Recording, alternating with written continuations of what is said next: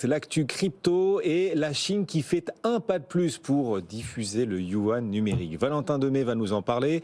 On savait, Valentin, la Chine en avance sur la construction de son yuan numérique. Reste le point d'interrogation de l'adoption. Eh bien, pour faire aimer, ou en tout cas adopter son yuan numérique, la Banque centrale chinoise a choisi de l'offrir tout simplement. Oui, effectivement, ça a été le choix pendant le Nouvel An chinois. On en parlait depuis quelques temps de ces stratégies des monnaies numériques de banque centrale.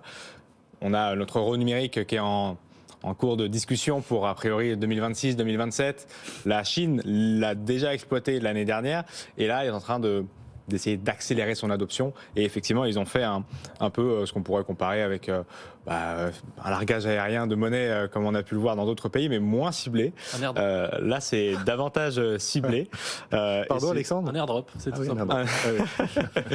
Un airdrop, comme on dit dans l'écosystème crypto-monnaie, effectivement. C'est un airdrop, du coup, qui représente 26,55 millions de dollars, donc 180 millions de yuan, dans une ville proche que je ne vous dise pas de bêtises. Oui. Comment vous prononcez Suzhou, exactement. C'était la grande question et qui effectivement a servi de territoire de test. Ils ont sélectionné, ils appellent ça des activités commerciales. Donc ils ont sélectionné certains endroits et certains projets et certains magasins pour donner accès à cet argent. Il fallait remplir certaines conditions et aller dans certains endroits de la ville pour donc être éligible à cette somme. Ça a fonctionné puisqu'il y a beaucoup de gens qui sont allés réclamer et aller dans les magasins en question. Donc le ciblage est intéressant. Donc des Chinois lambda possèdent déjà du yuan numérique, ça y est. Ah mais ça effectivement depuis un moment déjà, ça fait plus d'un an que certains en possèdent. Mais voilà, l'adoption pouvait stagner. Donc là, avec cet objectif, le gouvernement local souhaite atteindre un niveau de transaction de 2000 milliards de yuan, donc environ 300 milliards de dollars de transactions sur l'année. Donc voilà, tous les moyens sont bons pour aller chercher cet objectif. Donc là, c'était un largage aérien très spécifique dans cette ville chinoise pour accélérer l'adoption et redynamiser l'économie locale. Bon, voilà, la Chine, laboratoire du monde, hein, encore une fois, et cette fois pour ce qui concerne aussi les devises numériques de banque centrale. Vous en pensez quoi de cet airdrop de yuan numérique, Alexandre ? Alors déjà, je récuserais pas mal le terme en avance, parce que ça supposerait que c'est vers là qu'il faut aller. Donc je me mets en porte-à-faux contre cette expression.